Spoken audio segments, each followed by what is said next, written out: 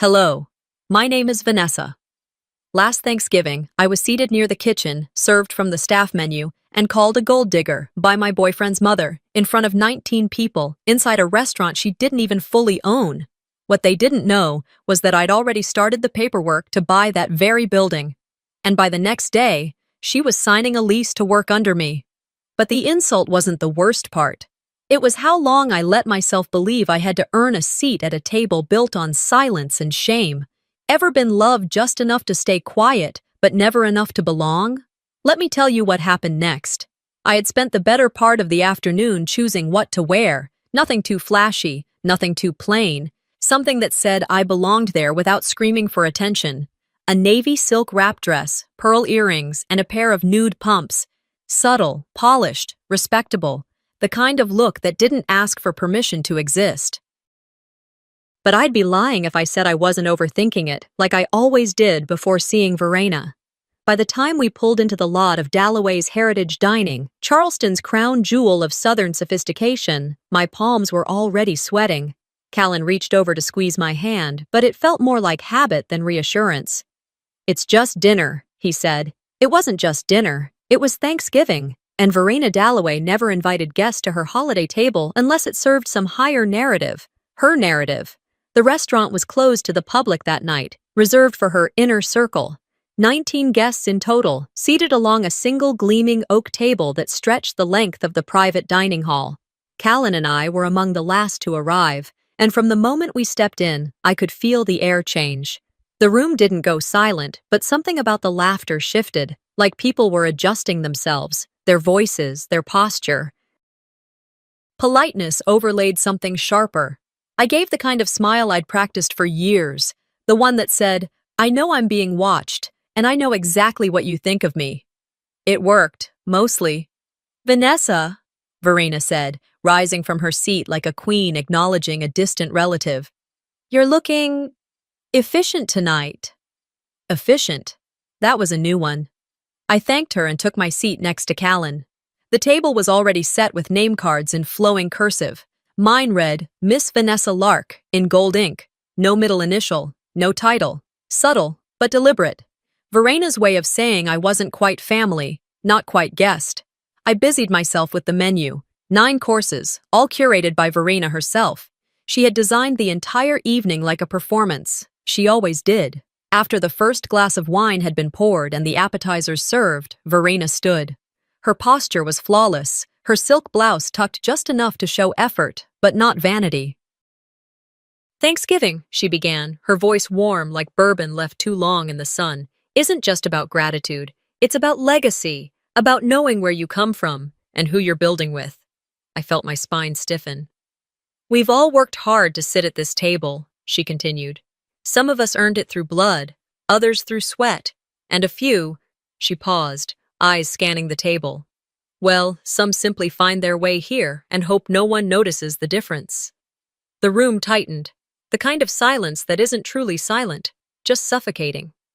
Verena smiled, sipped her wine, then added, "Let's be honest, she's just a gold digger. She belongs outside, with the staff." And there it was, no metaphor, no euphemism, just a slap, dressed in crystal stemware and polite society. I didn't flinch. That surprised even me. I'd imagined this moment more than once, what she might say, how she'd say it, but never with this much precision, this much cruelty, this much glee. All eyes turned to me, 19 people who suddenly forgot how to chew. Even the servers stood still. Callan was sitting next to me, stiff. I turned to him. Nothing. He didn't look at me, didn't grab my hand, didn't say my name. "It's just how she talks sometimes," he mumbled. Finally, "Don't take it personally." That hurt more than Verena's words. I let the napkin slide off my lap, folded it carefully, and placed it beside my untouched plate. I stood, adjusted my dress, and looked directly at Verena. "Thank you for the invitation," I said, my voice clear but not loud. "And thank you, especially, for your honesty." Verena didn't reply. She just smiled, satisfied. I didn't say another word, didn't give them a scene. I walked out the same way I came in, quietly, heels clicking on hardwood like a slow countdown. In the hallway, I passed by a portrait of Verena's late husband, hung at eye level like a saint watching over the evening.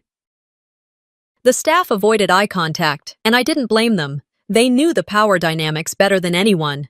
Outside the dining room, I found a chair near a window. The November air crept in from the edges of the old frame. I welcomed the chill. It grounded me. They all thought I was too quiet, that I wouldn't respond because I had no response worth giving, that I was the kind of woman who took insults like folded napkins, politely, without mess. They forgot that silence builds pressure, that pressure builds momentum, and momentum builds movement. They thought I was small because I didn't shout, but I was never small. Not really, I was just waiting. The doors hadn't even closed behind me when I heard the faint clinking of silverware starting again. That was the thing about families like Callan's. They could slice you open with a smile and go right back to sipping soup. I didn't walk out to cry in a car or call a friend. I wasn't looking for a rescue or a cigarette break or a dramatic pause. I walked out because I knew staying meant swallowing myself whole, and I'd done enough of that over the years. But as I stood under the soft glow of a gaslight lantern outside the restaurant, staring down at the cobblestone path beneath my heels, I realized something else. I wasn't finished yet. So I turned back. The cold air barely touched me as I pushed the door open again, and the warmth of the room, the false kind, the kind that sits heavy in your chest instead of your skin, wrapped around me like a dare. 19 heads turned, some startled, others calculating. Verena was the latter. Her smile didn't fade, it sharpened. I walked to my seat as if nothing had happened, as if I hadn't just been dismissed as a societal stain, as if I hadn't just been told, politely of course, that my place was with the servers, not the guests. I sat down slowly, lifted my water glass, and took a sip. Verena raised an eyebrow, ever so slightly, then turned back to her plate, victorious in the way people only feel when they think silence equals surrender. But this time, I wasn't silent because I had nothing to say. I was quiet because I was finally listening to myself. The server returned a few minutes later with the next course, and as he bent down to place a small porcelain dish in front of me, he hesitated. "Oh," he murmured, glancing at the list in his hand. "I'm sorry, ma'am. It looks like there was a mix-up with your menu. You're listed under the staff preference sheet." He quickly set down a new, smaller plate. No wine pairing, no garnish, no fanfare. For a moment, I just looked at it. Then I looked at him. "Thank you," I said, calm as ever. Verena didn't even try to mask the smirk that curled at the corner of her lips. "Must be a clerical error," she said, dabbing at her mouth with a linen napkin. "We have so many moving parts tonight. I'm sure someone thought you were helping in the kitchen." I turned my gaze to her, held it for a second longer than was comfortable, and nodded. "Mistakes happen." But I didn't mean the staff, I meant her. I shifted in my seat, and as I did, my eyes landed on the place card in front of me. It didn't say Vanessa Lark. It didn't even say Ms. Lark. In soft, scripted gold ink, it read, "Guest of Callan Rhodes." Everyone else had their full names, some with honorifics, Dr. Shaw, Judge McCarthy, Mrs. Vale. But me? I wasn't a person. I was an accessory. To make it worse, my chair wasn't even truly at the table. It was near the corridor leading to the kitchen, a step too far from the main cluster of the Rhodes family, as if someone had dragged in an extra seat at the last minute because they couldn't decide whether to put me with the guests or the staff. I should have stood up again, should have thrown the chair back and walked out for good, but I didn't. I sat there, memorizing every detail. Every time a guest avoided my eyes, every time Verena made sure not to look in my direction, every time Callan shifted in his seat like he wished I'd just disappear quietly and save him the discomfort. I didn't move because this wasn't just about one night. This was every birthday he'd spent with his family while I stayed home with takeout and a forgotten text. Every vacation I wasn't invited to. Every business dinner where I was introduced as Callan's friend instead of his partner. This wasn't new. It was just finally being said out loud. And that changed everything. By the time dessert was served, I'd already made up my mind. I excused myself again, smiling, polite, dignified, and walked through the side exit that led into the narrow alley behind the restaurant. A breeze brushed past me, cooler now, sharper. I pulled out my phone, scrolled to the contact saved under Cleo, legal, and hit call. She answered on the second ring. Vanessa? Are you all right? I need you to check something, I said, my voice steady. The building Dalloway's is in. Is it owned outright or is there a mortgage? There was a pause on the other end. Then, give me 20 minutes. I didn't explain. I didn't need to. Cleo had been with me long enough to recognize that tone. The one that meant I wasn't asking for options. I was initiating a process. I leaned against the cool brick wall, letting the hum of distant traffic and clinking dishes drift over the silence. In that moment, I wasn't angry. I wasn't hurt. I was clear. For the first time in that entire relationship, I could see it all. Callan, his mother, the social circles that only welcomed women like me when we brought money, but not when we brought truth. I wasn't chasing a seat at their table anymore. I was about to own the damn floor. It took less than 10 minutes to leave Dalloway's and reach the waterfront, but it felt like I'd walked years. My heels clicked against the uneven brick sidewalks of Charleston's historic district, the sound swallowed by the hush that settled after sunset. Lights from the nearby marina shimmered on the dark surface of the Cooper River, and families strolled past in jackets and scarves, their laughter echoing faintly between the old stone buildings.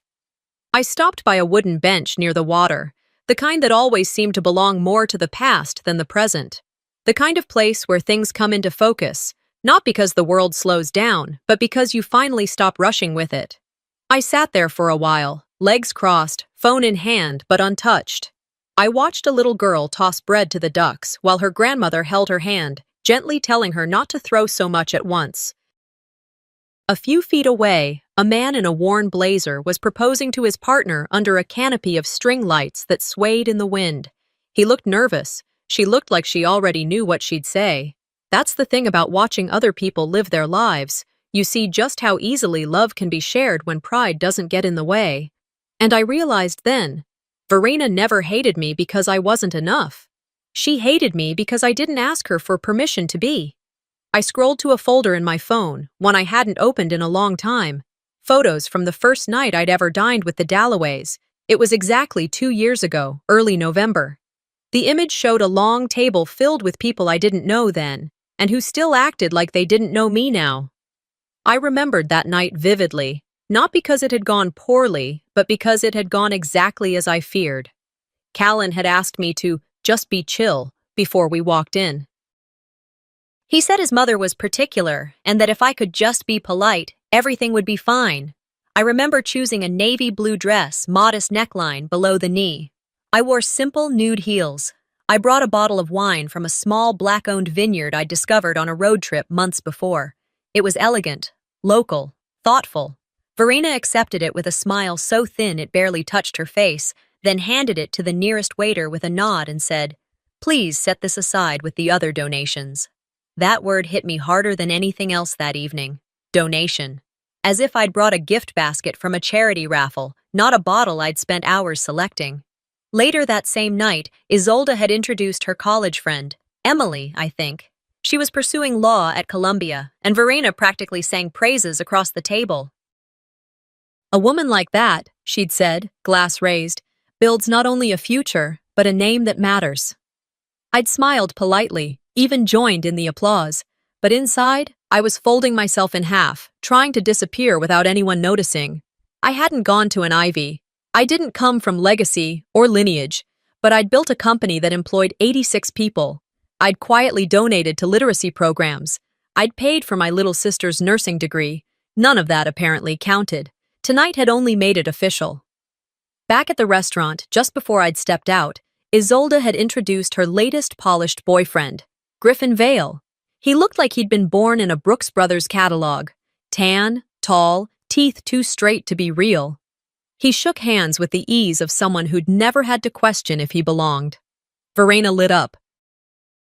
"Oh, Griffin," she gushed, "is the kind of man who builds legacies, not just businesses." Then she looked at me, wineglass still in hand, eyes dancing with barely concealed glee.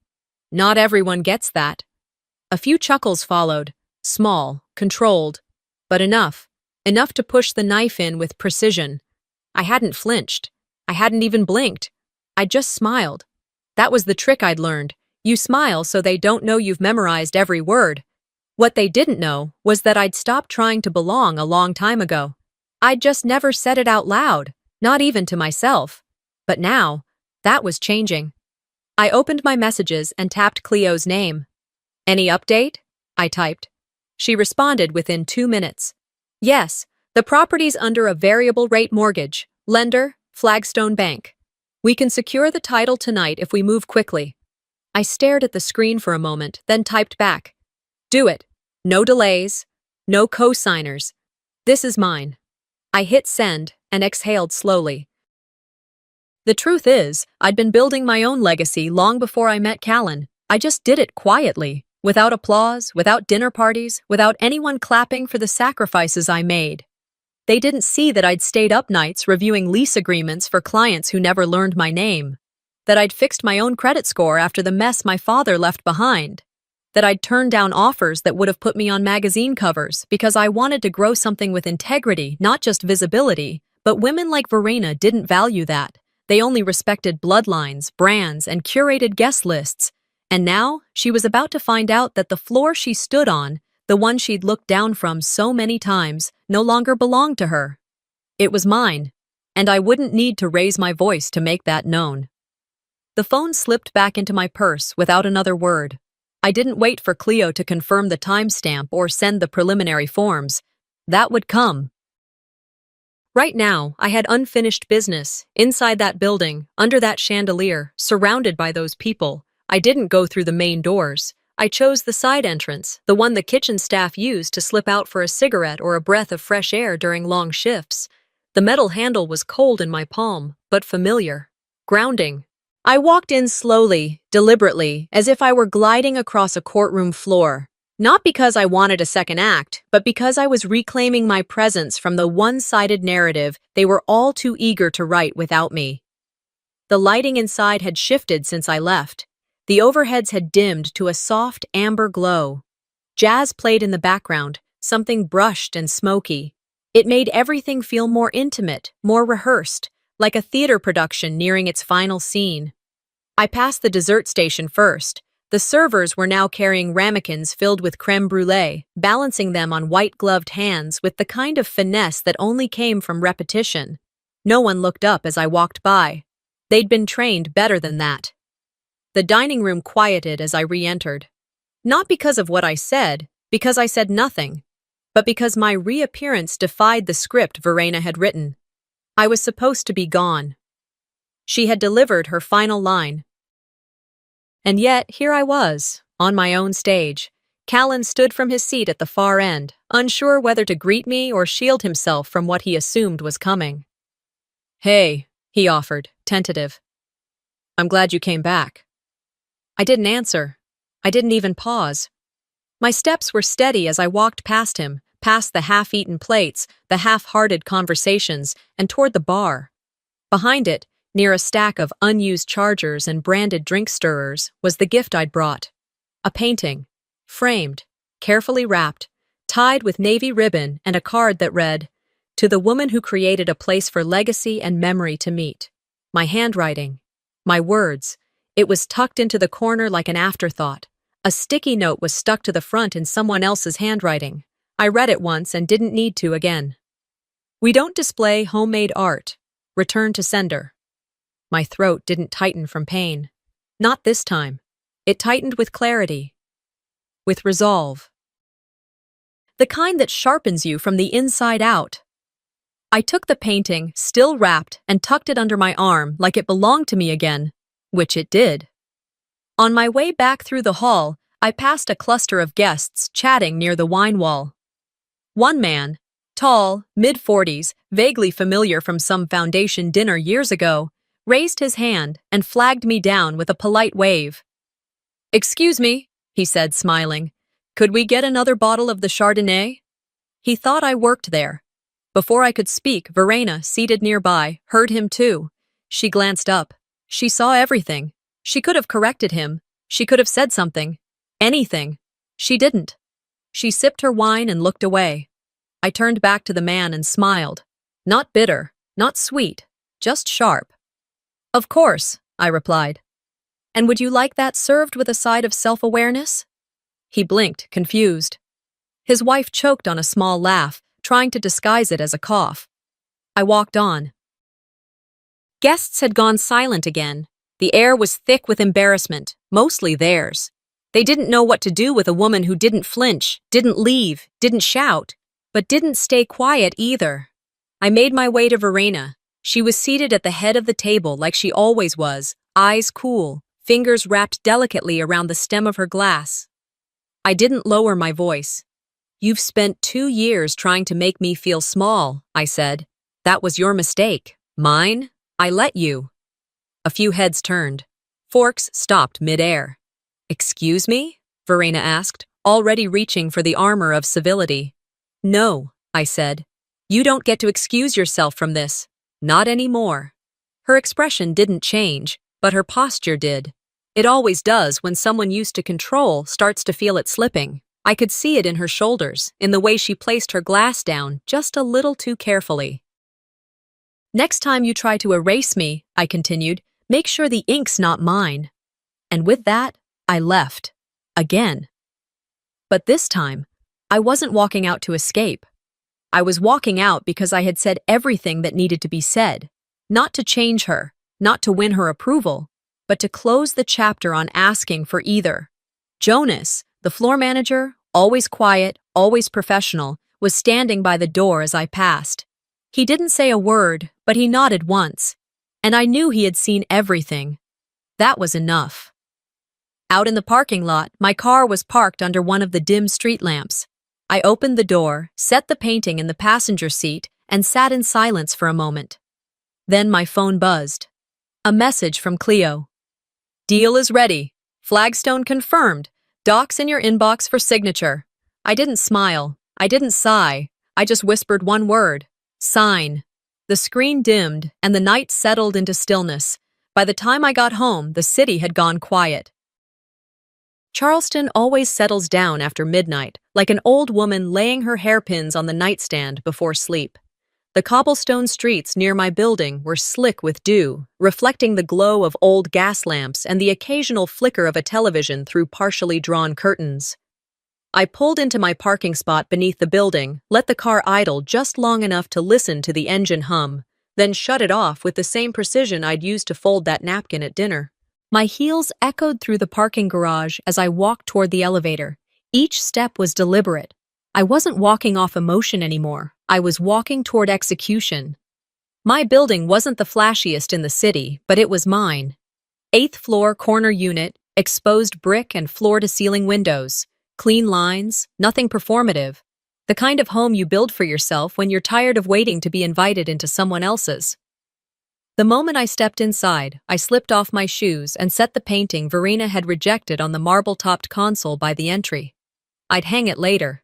For now, it served its purpose. A symbol of what they'd tried to return, but I had reclaimed. I poured myself a glass of water, not wine, not whiskey, just water. I didn't want to dull the clarity. I needed every piece of my mind sharp. The lights in the apartment were dimmed, soft enough to keep the space calm, but bright enough to keep me alert. I walked over to the dining table, a glass slab supported by 2 slabs of walnut wood, no frills, and opened my laptop. Before I could even check my inbox, my phone buzzed. 1:06 a.m. At first, I thought it was Cleo following up. But no, this was different. It was a group text. From a thread I hadn't realized I was still part of. Something from months ago, back when Callan had added me into a family planning thread for a 4th of July event that I never ended up attending. Apparently, I hadn't been removed. The message was short. From Isolde. She didn't leave yet? Then Verena replied, "She'll go when she realizes the table was never meant for her." And finally, Griffin. Just a string of laughing emojis. I stared at the screen for a long time, letting the words sit there. I didn't cry. I took a screenshot. Then I opened a folder on my desktop, created a new subfolder, and labeled it in all caps, Proof. They'd written me out in real time, not in some abstract societal way. In black and white, time-stamped pettiness, I didn't need to argue anymore. I just needed to document. Before I could even close the window, my phone rang. Cleo. Vanessa, she said, voice low and flat like someone delivering news at a graveside. We found something. I didn't say anything. I waited. There's a file, she continued. A full report from a private investigator, commissioned roughly 6 months ago. It was requested by someone connected to the Dalloway Family Trust. All roads point to Verena. She paused, maybe expecting me to gasp or curse or shout. I stayed silent. It includes housing records from your childhood, she went on. Notes about the foster homes, your credit score from 2012, even the civil court appearance for your father's bankruptcy. It's not illegal, technically, but it's cruel. No, I said calmly. It's strategic. Now we go tactical. I thanked her, told her I'd follow up within the hour, and ended the call. Then I got to work. I opened 3 folders. The first was a record of every gift I'd ever given the Dalloway family. Paintings, curated wines, handmade pieces, even a rare book I'd tracked down for Verena's 60th birthday. All returned, some with notes, others just mysteriously lost. The second folder was audio, small voice memos I'd recorded after nearly every interaction. Not because I planned to weaponize them, but because journaling had become a habit for survival. She called me tastefully plain tonight.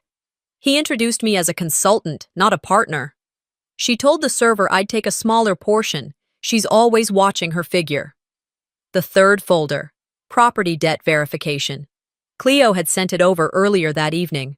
Dalloway's wasn't owned outright. It was under a variable mortgage. The lender, Flagstone Bank, and it was scheduled for a rate adjustment next quarter, an increase they weren't prepared for. I sat at the table, staring at the 3 open tabs. This wasn't revenge. And this was self-preservation, and it was overdue. I composed an email. To treasurer@DallowayFamilyTrust.com. Subject, Notice of Intent to Place, Lien, Property, 21 Broad Street. Body, per the terms of asset transfer and financial review, please be advised that a lien has been initiated on the property at 21 Broad Street. This transfer is scheduled to finalize at 2 p.m. tomorrow. All financial documentation has been submitted to Flagstone Bank. Kindly prepare for formal transition. Best, Vanessa Lark. I read it once, then hit send. 5 minutes later, I picked up my phone again. I didn't call Callan. I didn't need a voice to deliver what I had to say. I typed a message. If your legacy depends on erasing mine, you may want to redefine success. I hit send. He didn't respond. That was fine. The room was quiet now, except for the hum of the refrigerator and the distant hum of tires on wet pavement outside. I stood, walked to the entry table, and unwrapped the painting. Carefully, slowly, like I was reclaiming something fragile. It was a watercolor, soft gold and blue tones of Dalloway's at sunset. Lights in the window, the awning catching the last rays of day, and inside, silhouettes of diners. All the chairs were filled except one. I hung it on the wall across from the dining table, not because it was beautiful, but because it was mine. I stood there for a moment, arms crossed loosely, and exhaled. Not in relief, not in triumph, just stillness. The sun hadn't fully climbed above the skyline when I walked into my office that morning. Charleston was still stretching, still slow. The streets below were quiet, the sidewalks freshly washed from the evening mist. Through the floor-to-ceiling windows, I watched the first wave of workers make their way into the heart of the city. Coffee in one hand, tired resolve in the other. I set my phone on the glass desk and poured myself a cup of black coffee. No cream, no sugar. This wasn't a day for softening anything. The office had always been a kind of sanctuary for me. Clean lines, natural light, wood that smelled of cedar and permanence. It was the only space in my life no one else had touched, not even Callan. I had built this firm from the ground up. No inherited name, no safety net, no charity investments. Just grit, spreadsheets, and the refusal to stay invisible. At exactly 8:02 a.m., the intercom buzzed. "Miss Lark," Danielle's voice crackled through, steady and calm. "Mr. Rhodes is here. He says it's urgent." Of course he was. "Send him up," I said, not even looking up. A few minutes later, Callan stepped into the room holding 2 paper cups of coffee from the place down the street we used to go on Sundays. He looked tired, or maybe guilty. It's hard to tell the difference on a face you once trusted with your worst days. "Brought you the Colombian blend," he said, holding it out like a peace offering. I nodded toward the desk without taking it. I already brewed my own. He set the cup down and sat across from me. The silence stretched just long enough for him to grow uncomfortable. "I'm not here to fight," he said, hands open like he expected applause for being reasonable. "Then what are you here for?" He cleared his throat. "Look, maybe it's better if we take a step back. Just for now. Just until things cool off." "Define step back," I said, keeping my tone flat. His eyes darted to the window, to the floor, anywhere but at me. "Well, Mom said, if things quiet down between you and her, she's ready to sign over the restaurant. To me." I stared at him. Let the words settle between us like smoke after a controlled burn. "So, she's offering you an empire," I said slowly. "If you silence the woman who built her own." Callan shifted in his seat. "Vanessa, it's not like that. She thinks things have gotten too messy. If we could just pause for a while, let things settle." "Callan," I interrupted, "do you hear yourself?" He opened his mouth, then closed it. "She's buying your compliance," I continued. "And what are you getting, exactly? Loyalty points? A plaque that says, 'Most obedient son'? That's not fair." "No," I said. "What's not fair is me standing beside you while your mother digs into my childhood like a criminal record. What's not fair is watching you blink and look away while she rewrites my worth in front of guests and staff and family. So, no, this isn't about fair. This is about finished." He sat back like I'd pushed him, but all I'd done was finally speak. I reached into the drawer and pulled out a slim envelope. No return address, no signature, just a single USB inside. I slid it across the desk toward him. "What's this?" "Proof," I said. "Proof of what?" "Proof of everything I've kept silent about," I answered. "The group chat, the private investigator she hired, the debt records, the sticky notes, the smirks, the silence." He didn't pick it up. Instead, he asked, "So that's it?" I opened my laptop without looking at him. The email to the Dalloway family trust manager was already drafted. Subject line, "Notice of lien, 21 Broad Street." Body, "Per the terms of our confirmed acquisition, the lien will be active as of 2 p.m. today." Attached, the signed documents from Flagstone Bank.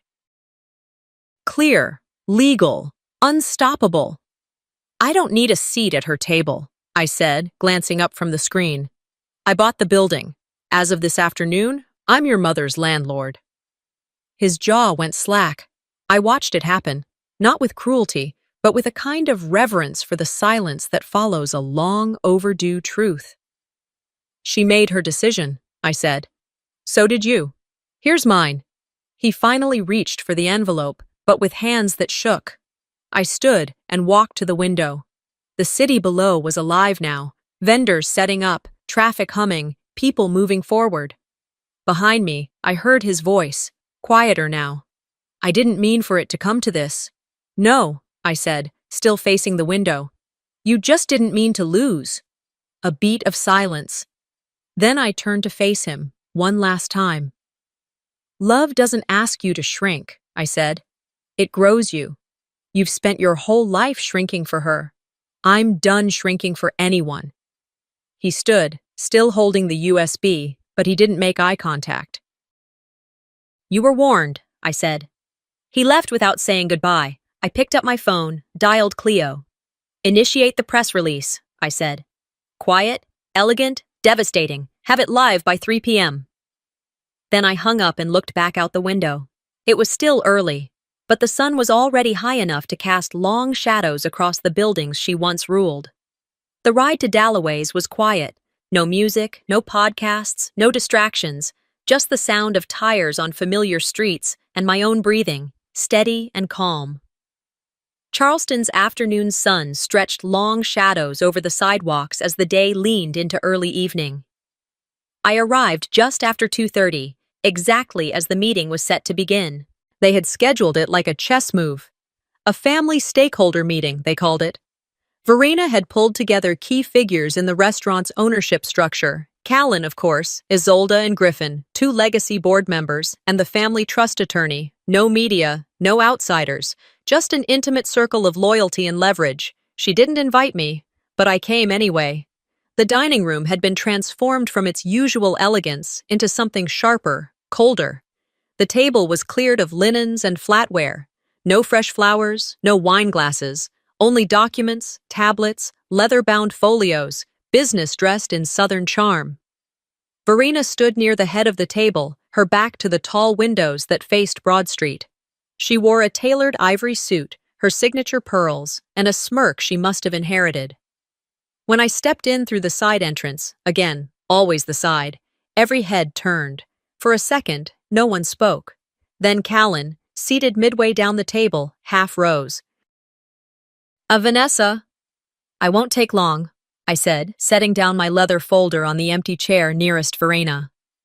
I just came to clarify a few things. Verena didn't look surprised. She looked annoyed, like a wasp had flown into her perfectly curated garden party. This is a private meeting, she said evenly. I own the building, I replied, just as calm. So technically, every meeting here includes me. Before she could respond, Jonas appeared from the far hallway, silent as ever. He carried a plain manila envelope and walked directly to me. He handed it over with a brief nod, no words, just respect, and disappeared just as quickly. Inside the envelope were 3 neatly clipped bundles: property debt records, a vendor ledger with 6 months of unpaid invoices, and a full-page printout of the title transfer showing Larkstone Capital as the sole owner of the property. My name wasn't on the title, but my fingerprints were on every inch of its foundation. Verena straightened her blazer and stepped forward. There have been whispers, she began, voice rising just enough to reclaim control. But let me be clear, Dalloway Dining is a legacy, intact and thriving. The rumors are exaggerated, and no restructuring is occurring at this time. I said nothing. Instead, I opened the envelope and slowly let each bundle of papers slide across the table, one stack after another. The thud of each drop was louder than it should have been. The room shifted. People leaned in. Verena hesitated. I reached for the last page, the title transfer, and laid it flat in front of her. Legacies don't survive on lies, I said softly, or silence. She stared at the paper, her eyes scanning the signatures, the dates, the embossed seal. She looked at Callan, who was now visibly uncomfortable, glancing between us like a child watching parents fight in church. I don't know what kind of manipulation you've used to orchestrate this, Verena said, voice lower, tighter. But this was calculated. I smiled. Correct. You used him, she added, glancing at Callan. I turned toward him. I begged for a seat at this table, I said. You all laughed, so I bought the table. Now, you rent space at it. The air in the room thickened. Even Griffin, usually smug, looked unsure. Isolde folded her arms, lips pressed into a line that tried and failed to look neutral. The attorney looked at the documents, then at Verena. This is valid, he said. Legally clean. The transfer's been processed. She has ownership. Verena's jaw clenched. The thing about women like her, they don't explode, they fracture. She took a breath, as if recalibrating, then said, You won't win long term. The brand is still mine. The heart of this place is still me. I leaned in just slightly, meeting her eyes. I'm not evicting you, I said. Yet. But the next time you serve cruelty under the name of tradition, I'll serve you notice. Formally. Publicly. She flinched, not visibly, but inward. I knew it when I saw it. I closed the folder, tucked it back under my arm, and looked around the table one last time. No further comments. And I walked out. Again, through the side door. Not because I was dismissed, because I had chosen the exit on my own terms. Jonas stood near the doorway. He didn't move to open the door for me this time. He just nodded. Again. Outside, the air was cooler now. The day had slipped into a soft gray, and traffic hummed low along the curb. I crossed the sidewalk toward my car. No rush, no ceremony, just the quiet realization that the war had always been dressed in politeness, pearls, and porcelain plates. But I wasn't at war anymore. I had won. After leaving Dalloway's earlier that afternoon, I didn't go straight to the office. I drove the long way, letting the silence in the car give space to everything that needed to settle inside me. Charleston's traffic was light at that hour, but the weight on my chest hadn't lifted just yet. It wasn't nerves, it wasn't even anger anymore. It was something sharper, anticipation. By the time I pulled into the private garage beneath the Larkstone Capitol building, it was nearly 5:15 p.m. The sun hovered low in the sky, washing the glass structure in gold, the kind of light that made people pause. But I didn't. When I stepped into the elevator, my phone vibrated. A notification from the front desk. A package has been delivered to your office, marked personal. I didn't need to guess who it was from. My gut already knew.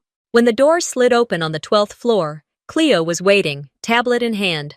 Her posture alone told me everything had gone according to plan. She was calm, buttoned up, efficient, but the smallest smile tugged at the edge of her mouth. I nodded, and she followed me into my office without a word. The box sat on my desk, plain, white, no return address. I opened it carefully, peeling back the tissue like I expected it to bite. Nestled inside was the necklace I had gifted Verena 3 Christmases ago, a delicate strand of white sapphires and gold. Understated, elegant, expensive. I'd commissioned it from a woman-owned studio in Asheville. Resting beneath the necklace was a folded card. I opened it. Some things don't belong in certain circles. Just like you. The handwriting was unmistakable. Slanted cursive with loops that screamed boarding school and bridge club. I didn't blink. I walked the card and the necklace to the shredder in the corner of my office, turned the switch and watched them vanish, silent, final. Cleo didn't ask. She didn't have to. Instead, she handed me the final draft of the press release. "Everything's queued," she said. "If you give the word, it goes live at 6. I scanned the document once more, even though I knew it by heart. Title: New Ownership Restructures. Charleston Landmark. Subtext: Larkstone Capitol announces acquisition of 21 Broad Street, home to the historic Dalloway Dining. The company affirms its commitment to inclusion, integrity, and the future of Charleston's cultural landscape. At the bottom, my name in print. For the first time, not hidden behind a holding company or faceless investment group. "Release it," I said. She nodded, tapped the screen, and it was done. We didn't toast. There was no celebration music or champagne, just the quiet hum of legacy rewriting itself in real time. At 6:02 p.m., I pulled up outside the restaurant. Already, a few local journalists stood discreetly across the street, phones in hand, pretending not to be there for the spectacle.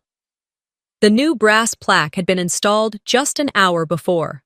Under new ownership, Vanessa Lark, managing partner.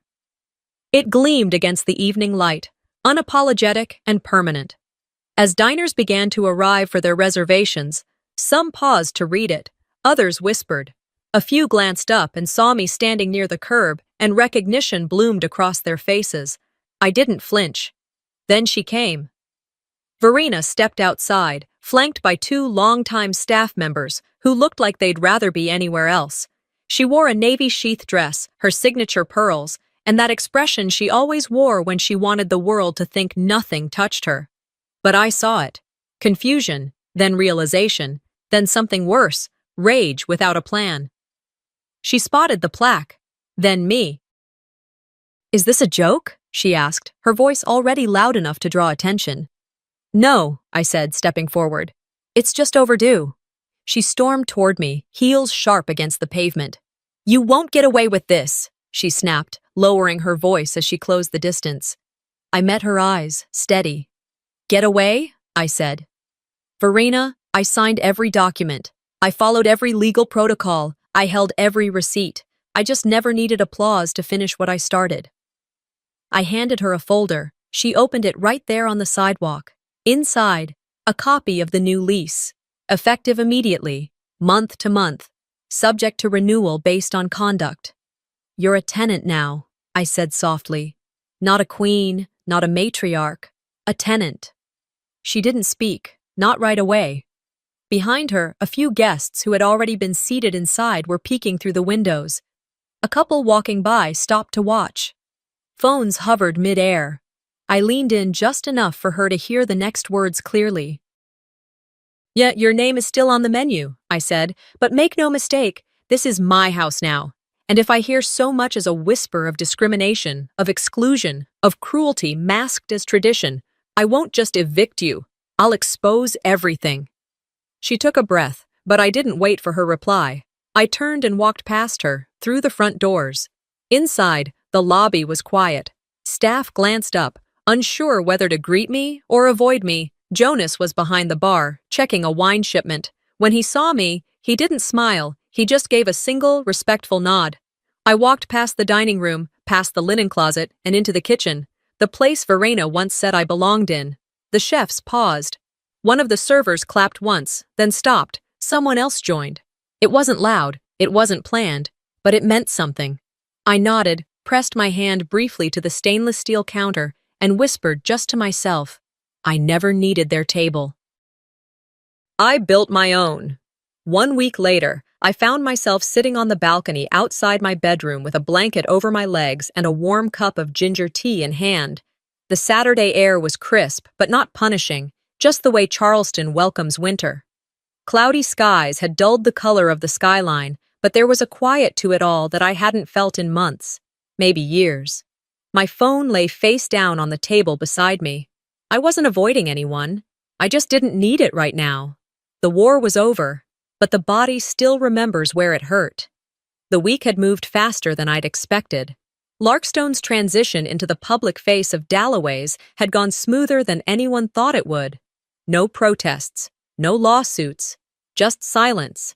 And silence, I had learned, was its own kind of scream, especially when it came from people who once thought you'd always need them. That morning, out of habit more than curiosity, I opened Instagram. Isolde had posted a photo, Family Thanksgiving 2023. It was the traditional shot, everyone standing in front of the restaurant's brick facade, smiling like they'd never tasted betrayal. Verena was centered, of course, hands clasped in front of her signature navy coat. Callan stood just behind her, his expression unreadable. Griffin wore his usual forced charm, arm wrapped around Isolde's waist. Everyone was in it, except me. I hadn't just been cropped out. I had been erased. The caption read, "Blessed to spend time with people who matter." I didn't cry. I didn't even frown. I just breathed, deep and slow. Because some endings don't come with slamming doors or tearful goodbyes. Some come with posts that tell you everything you need to know about the people you once begged to accept you. I closed the app, set the phone back down, and walked inside to my desk. I sat and pulled out a piece of paper.